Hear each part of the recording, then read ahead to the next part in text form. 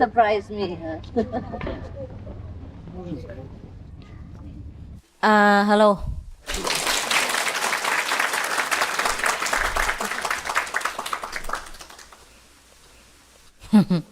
Are you all right? Are still many around here? Yeah. Not bad, huh? Oh, you still here? And they told me you gone. This guy. Yeah, you. Tomorrow night. Yeah.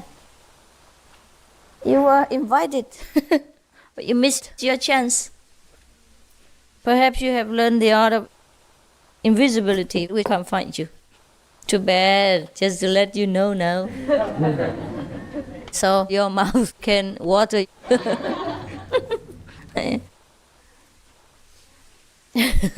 Okay, I'll tell you a few jokes, all right? To wake you up first. From your sleep.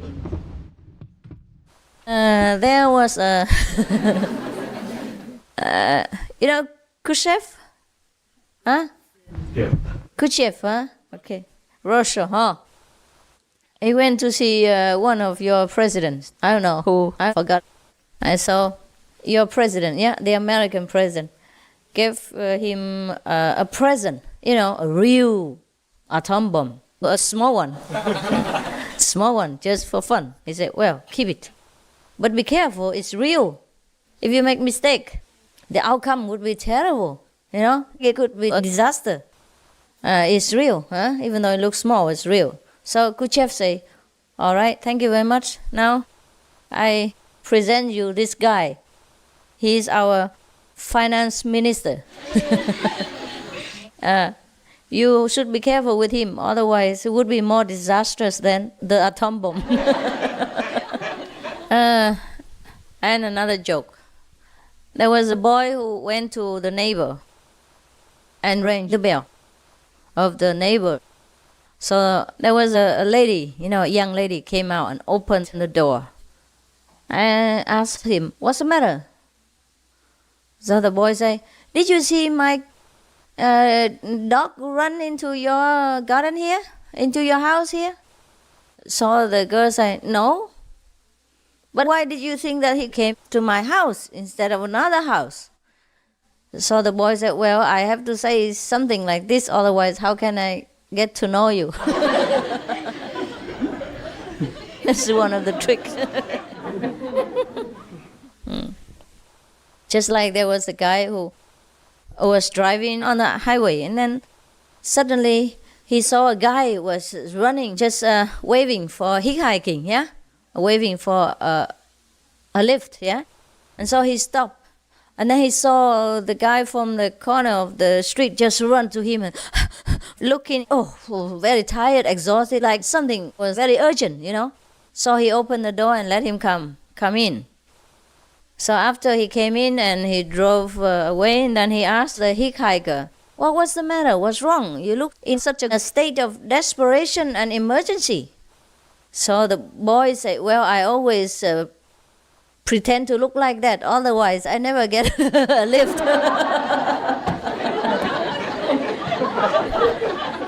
At least he's honest, huh? Okay. There was one person, he was famous for being very miserly. So one day it happened that he was drowning in the river, huh? And then he was shouting for help, huh? Help me, SOS and all that. And then there was a man with a boat rolling around and said, okay, I could help you, but it's $100, huh?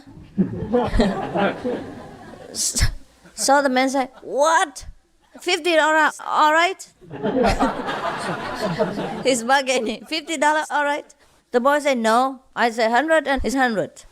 So the drowning man said, I'd rather drown.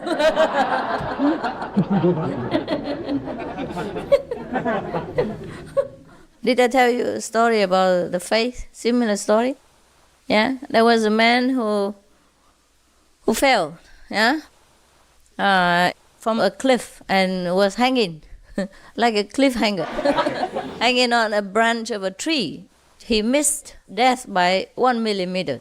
So he was shouting for help. Help me, save my life. So nobody answered. Then he kept shouting again, "Oh, please, God, please help me. Nobody here. God, you must help me." Yeah. And then suddenly there was a voice from the sky saying, "I can help you, but you must trust me completely, 100%. And so the man, hanging on the branch of the tree said, "Yes, yes, God, I trust you 100% completely. Please help me quickly. I can't hold on anymore." So God said, "Okay, now you let go of your hand and then I will save you." So the man said, "Oh God, is anybody else out there?"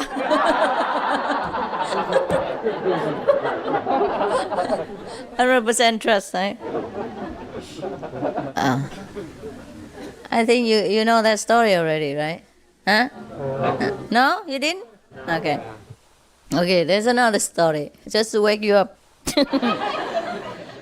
A man came back from work and then saw his 5-year-old son who came running to him and said, "Oh, Papa, Papa, the wardrobe, there's a ghost inside the wardrobe. In your bedroom, there's a ghost inside." So Baba said, "No, there's nothing there, honey. Hey, you must be mistaken." Say, "No, Baba, I saw him. There's a ghost inside your wardrobe, in your bedroom." Oh, and then he dragged the Papa, to his bedroom. So the Papa, just to show the baby that there's nothing there, he just opened the wardrobe, say, "Now, look here, there's nothing inside. I will show you. There's no ghost, nothing. You will see." And he opened, and he saw his best friend hiding inside the wardrobe in his own bedroom, yeah, and his best friend hiding there with his birthday suit on. Oh. And so, my God, and the friend just stood there trembling. And the father, dragged the best friend out and scolded him severely and nearly cried, saying, "My God, John, all my life I trusted you. All my life I respected you. All my life I helped you. I helped you when the lawyer wanted to confiscate your property because you didn't have the money to pay mortgage. All my life I respected you and loved you so much. And now look at what you do. You repay me this way.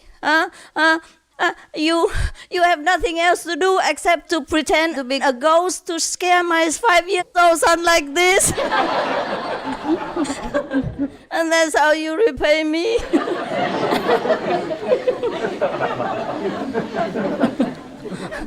You don't understand? You do, huh? Okay. So don't pretend to be a ghost and scare your neighbor's children, all right? And you too, women as well.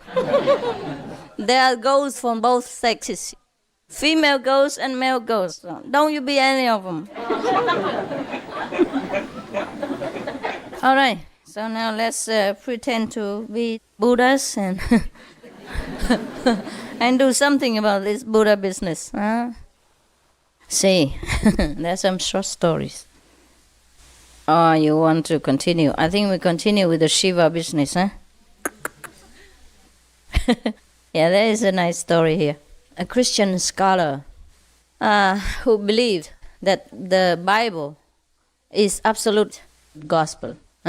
Nothing can ever go wrong, and everything that is written in the Bible is correct. So one time a scientist had been questioning him, saying something like this: "According to the Bible, our world, was created around 5,000 years ago. But we have discovered many bones, and relics that point to a life on Earth at least 1,000,000 years back. So what do you say then?"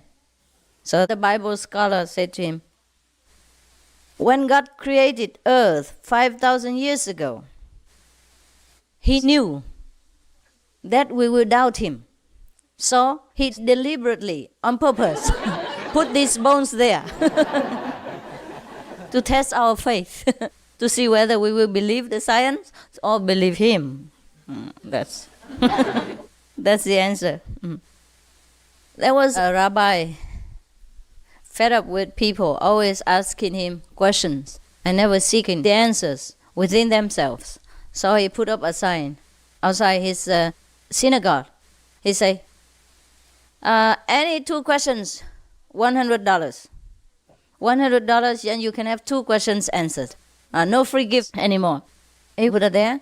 And of course, not many people came to ask him anymore, since it cost $100 for a pair. But there were some wealthy people, who were curious and wanted also to ask something, since they can afford it.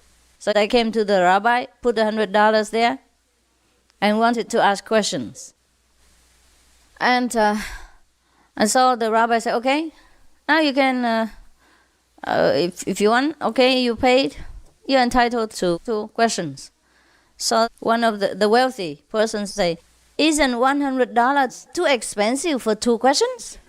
And the rabbi say, yes, it is. Now, what is the second question?